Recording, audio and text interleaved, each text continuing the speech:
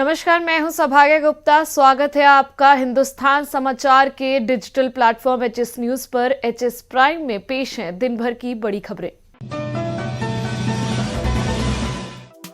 देश में जारी कोरोना के कहर के बीच राहत की खबर सामने आ रही है। स्वास्थ्य मंत्रालय ने गुरुवार को बताया कि देश में कोरोना का रिकवरी रेट 49.2% हो गया है। स्वास्थ्य मंत्रालय के संयुक्त सचिव लव अग्रवाल ने कहा कि ठीक हुए मरीजों की संख्या एक्टिव केस से ज्यादा हो गई है। कोरोना का रिकवरी रेट बेहतर हो रहा है।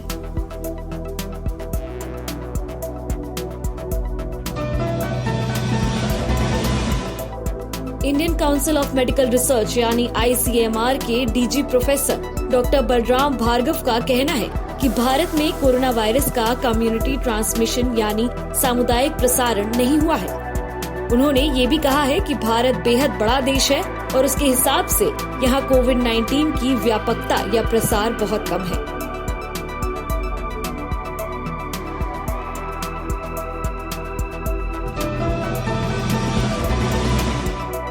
दिल्ली में कोरोना से कितनी मौतें हुई हैं, इस पर एनसीडी और दिल्ली सरकार आमने सामने आ गई है। दिल्ली सरकार और दिल्ली नगर निगम के दिए गए मौत के आंकड़ों में काफी अंतर है।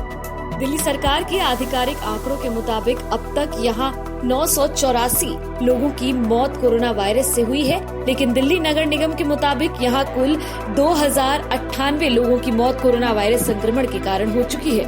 देखा जाए तो दोनों के आंकड़ों में 2 गुना से भी ज्यादा का अंतर है।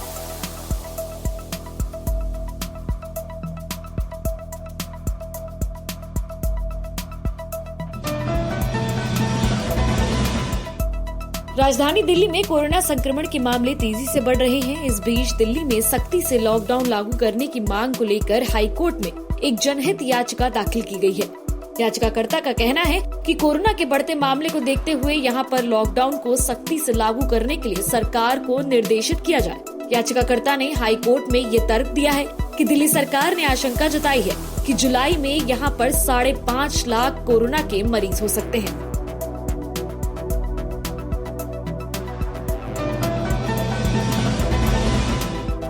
जम्मू कश्मीर के राजौरी सेक्टर में पाकिस्तान ने एक बार फिर संघर्ष विराम का उल्लंघन किया है।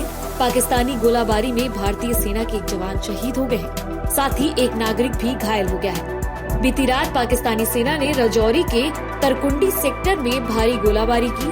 शहीद जवान पंजाब के जिला गुरदासपुर का रहने वाला थे। जो आज आपने को पता है कि पिछले काफ़ी दिनों से पाकिस्तान जो हमारे पीर परान चाल एरिया में लगातार गोलाबारी कर रहा है, इससे काफ़ी ज़्यादा नुकसान हो रहा है। और आज सुबह से हमारे दरियाशी इलाके में भी बड़ी गोलाबारी हुई है। तो मैं भारतीय सरकार से ये अपील करना चाहता हूँ कि हमें इसका मुंह तोड़ जवाब देना चाहिए। हमारी फ़ौजों को पाकिस्तान के गोले का 10 गोले फेंक के जवाब देना चाहिए, ताकि उनको पता चल जाए कि हिंदुस्तान जो है वो कमज़ोर नहीं है, वो इसका जवाब पत्र से देना बिल्कुल सही तरीके से जानता है। हमारे जो छोटे छोटे बच्चे हैं वो काफ़ी परेशान हो रहे हैं।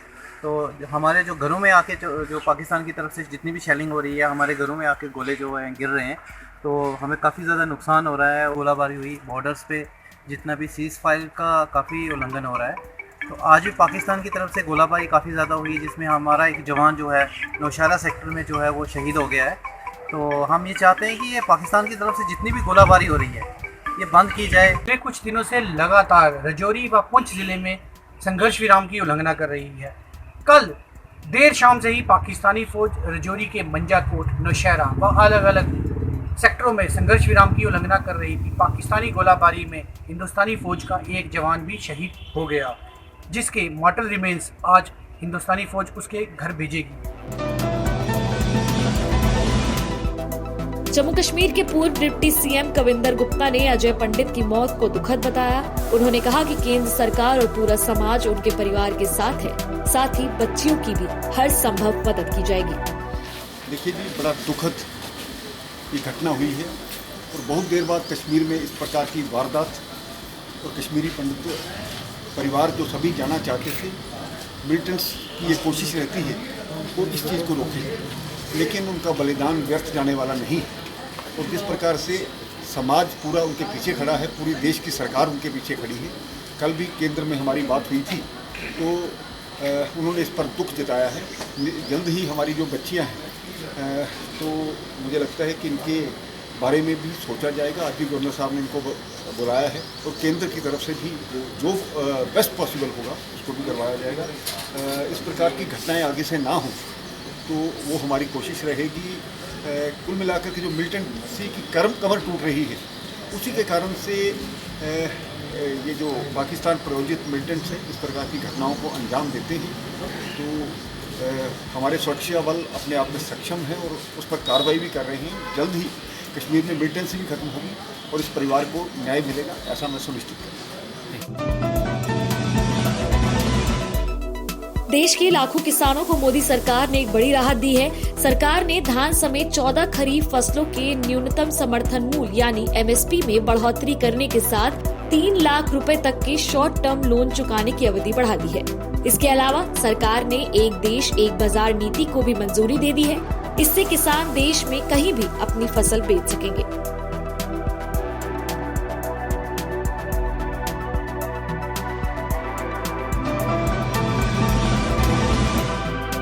जवाहरलाल नेहरू यूनिवर्सिटी एक बार फिर केंद्रीय यूनिवर्सिटी की रैंकिंग में नंबर 1 के पायदान पर है।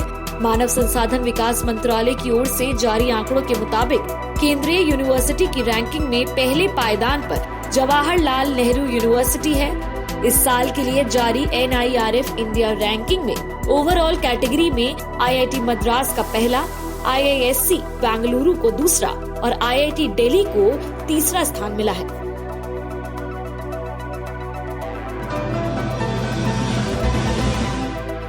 भारत इस साल स्पेस में नया इतिहास रचने की ओर बढ़ रहा था, लेकिन कोविड-19 के प्रकोप ने उस पर कुछ महीनों के लिए ग्रहण लगा दिया है। गगनयान के तहत इस साल जाने वाली योजनाबद्ध UAV फ्लाइट इस बार प्रोग्राम्स में नहीं है।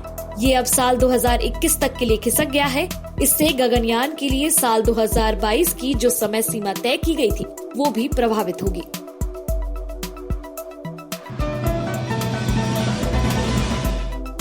ब्रिटेन की एक अदालत ने भगोड़ा हीरा कारोबारी नीरव मोदी को 9 जुलाई तक और न्यायिक हिरासत में रखने का आदेश दे दिया है।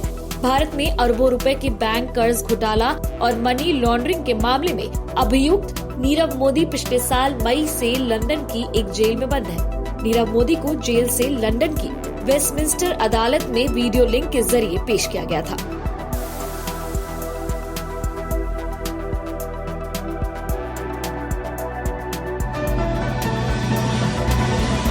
हमारा वीडियो पसंद आया हो तो इसे लाइक शेयर कमेंट जरूर करें और हमारे चैनल को भी जरूर सब्सक्राइब करें। देश और दुनिया से जुड़ी सभी प्रमुख खबरों के लिए हमारे चैनल को सब्सक्राइब करें और लेटेस्ट वीडियो पाने के लिए बेल आइकन को जरूर दबाएं। साथ ही हमारे वीडियो को लाइक और शेयर करना ना भूलें।